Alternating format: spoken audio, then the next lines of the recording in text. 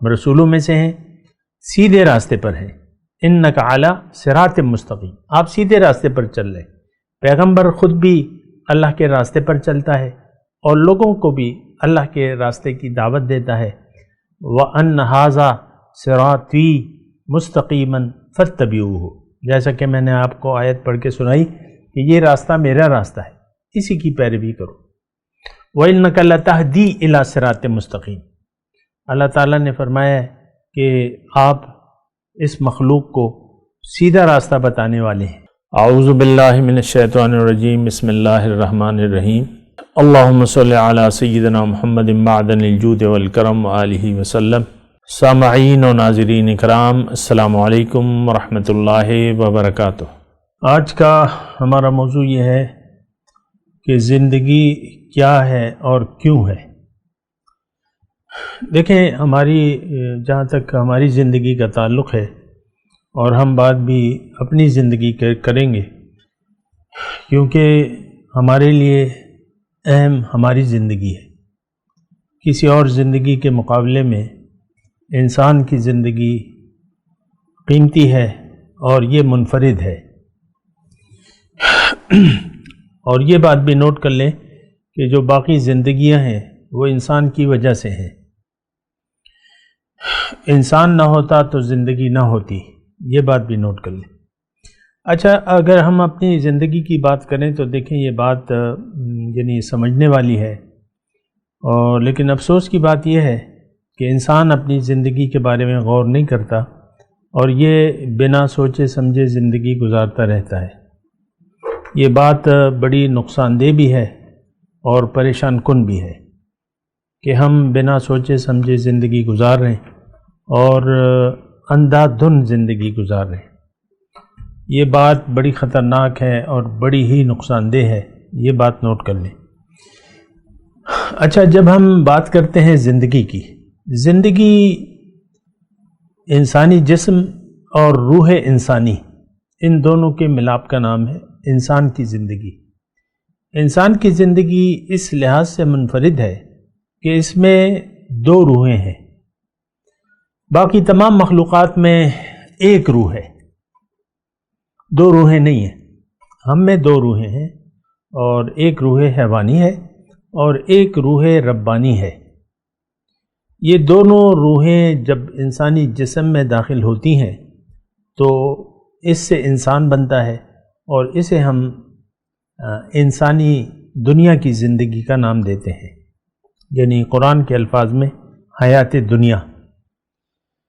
تو اچھا، اب اس میں یہ ہے کہ یہ زندگی کیا ہے، تو وہ تو میں نے آپ کو بتا دیا کہ جب روح اور جسم آپس میں مل جاتا ہے تو دنیا کی زندگی وجود میں آتی ہے۔ بچہ جب پیدا ہوتا ہے تو ماں کے پیٹ میں بھی یہ دونوں روحیں یعنی اس کے جسم میں موجود رہتی ہیں، لیکن اس کی زندگی جب یہ پیٹ سے باہر آتا ہے تو اس کی زندگی گزرتی رہتی ہے۔ جب تک یہ عاقل اور بالغ نہیں ہو جاتا تو اس کی زندگی ویسے ہی گزرتی رہتی ہے، اور ہم اس کو معصوم قرار دیتے ہیں، شریعت سے بالا تر قرار دیتے ہیں بچوں کو، جب تک یہ عاقل اور بالغ نہیں ہو جاتے۔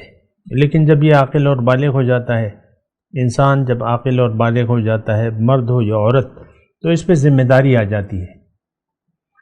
اب اس کے سامنے دو راستے ہوتے ہیں۔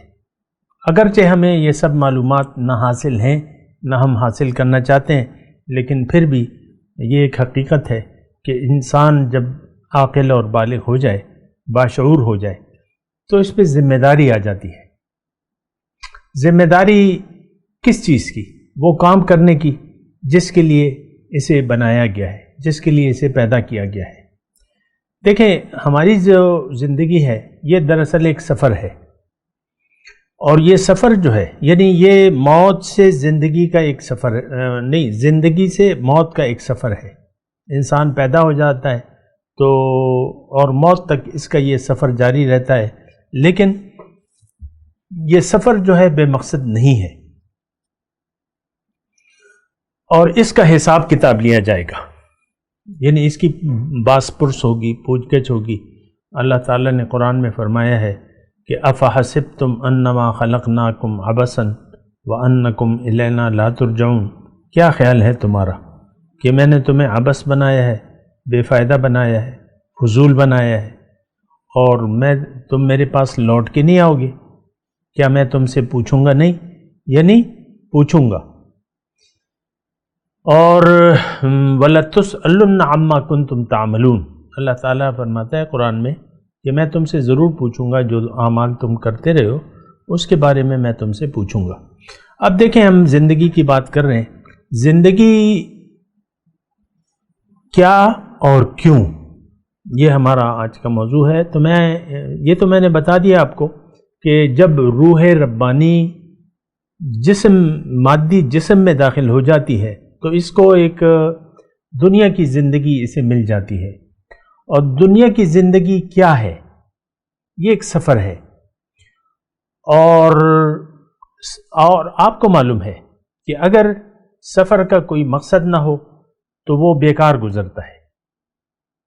میرے خیال سے آپ یعنی باشعور ہیں، آپ یقیناً جانتے ہیں کہ جو گاڑیاں، موٹر سائیکلیں،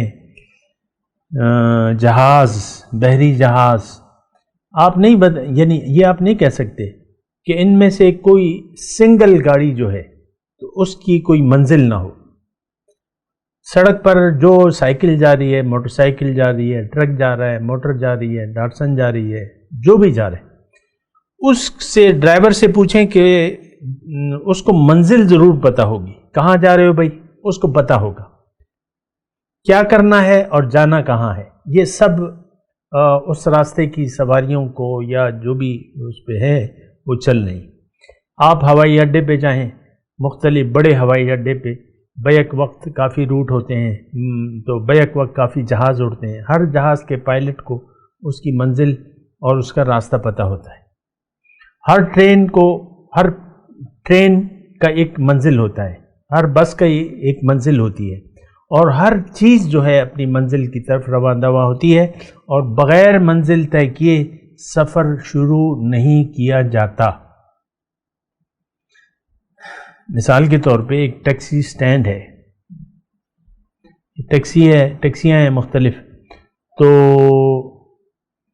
اگر مسافر اس میں بیٹھتا بھی ہے، یہ دیکھیں میں انتہائی لو درجے کی آپ کو مثالیں دے رہا ہوں، اس کی وجہ یہ ہے کہ یہ ضروری باتیں ہیں لیکن ہم ان باتوں پر دھیان نہیں دیتے، سوچتے نہیں ہیں، سمجھتے نہیں ہیں۔ تو ٹیکسی سٹینڈ کی میں نے آپ کو مثال دی، آپ ایک ٹیکسی میں جا کے بیٹھ گئے، ایک ٹیکسی کا سٹینڈ ہے، مختلف گاڑیاں ہیں، اس میں آپ جا کے بیٹھ گئے اور ڈرائیور کو کہا کہ چلو، تو کیا وہ آپ سے نہیں پوچھے گا کہ آپ کی منزل کیا ہے، کہاں جانا ہے؟ اگر آپ اسے منزل بتانے سے قاصر رہے تو وہ سفر بھی نہیں شروع کرے گا۔ مطلب یہ ہے کہ اگر آپ نے کہا اور ڈرائیور سے مجھے نہیں معلوم میں نے کہاں جانا ہے، تو ظاہر ہے کہ وہ گاڑی سٹارٹ نہیں کرے گا، پتہ ہی نہیں ہے مسافر کو جانا کہاں ہے۔ دیکھیں اسی طرح ہماری مثال ہے،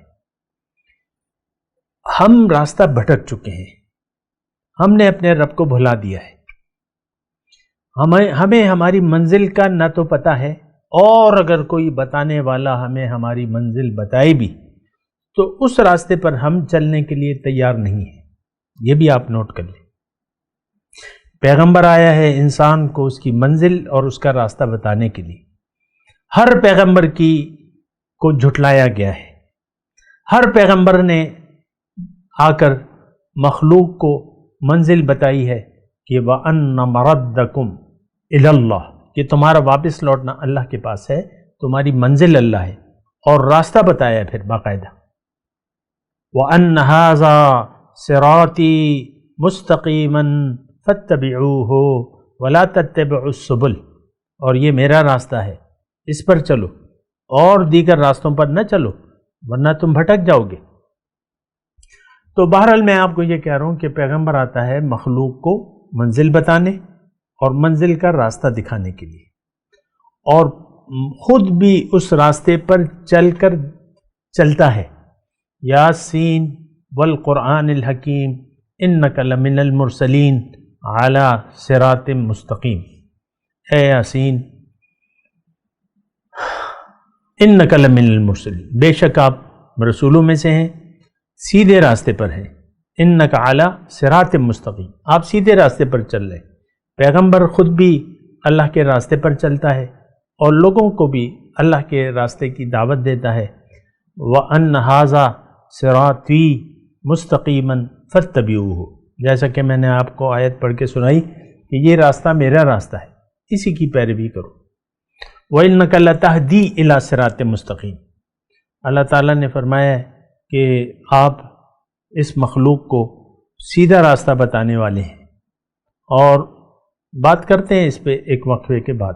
وآخر دعوانا ان الحمد للہ رب العالمین۔ مولاي صل وسلم دائما ابدا على حبيبك خير الخلق كلهم